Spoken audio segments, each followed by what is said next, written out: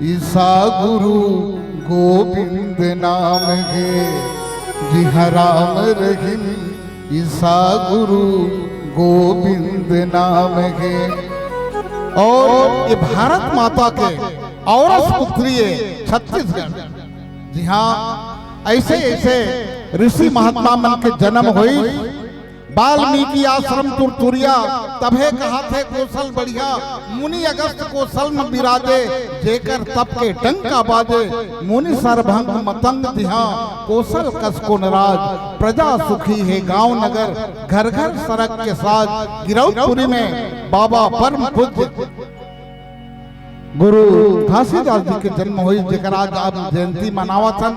ऐसा महान महान संत, ऐसा महान महान महापुरुष जन्म देने वाली ये माँ छत्तीसगढ़। और ये माटी कथे, मैं छत्तीसगढ़ के माटियों, मैं छत्तीसगढ़ के माटियों।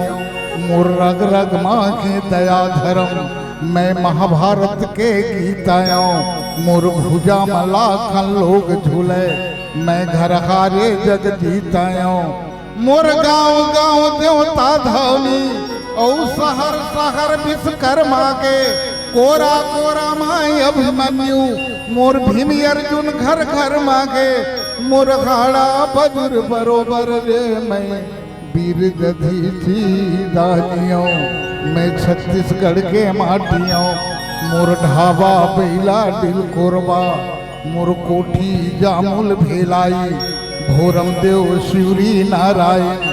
मोर तीर्थ राजिम बमुलाई, सोमनाथ पिथमपुर सिरपुर। परगट मोर करे जागे, कुधुर मालियो देव बलौदा। रतनपुर मोर बसे रागे, मोर धर्म लमूड़ नवालो जी। मैं महानदी के पानियों, मैं छत्तीसगढ़ के माटियों। मोर पैरी सोढ़ू शिवनाथ, अरपा खारुन छल छल गावे। हसदो बाघ नंदी तांदुल, इंद्रवती मन बड़ भावे। दिघ पहली किरण सूरज देव के, सोनखा धानी लाली आवे। दिह बोले चिड़ैया जाग जाग, गोरू गरुआ रंभा नाचे। मोर कोरा के सुखबासी रे, मैं दुनिया के बड़ भागियों। मैं छत्तीसगढ़ के माटियों। और यही माटी के वंदना लेकर के हमारे छत्तीसगढ़ के मयारू गायिका मयारू बेटी चंपा निषाद आप नाम के बीच में उपस्थित हुए थे। आओ चलन महतारी छत्तीसगढ़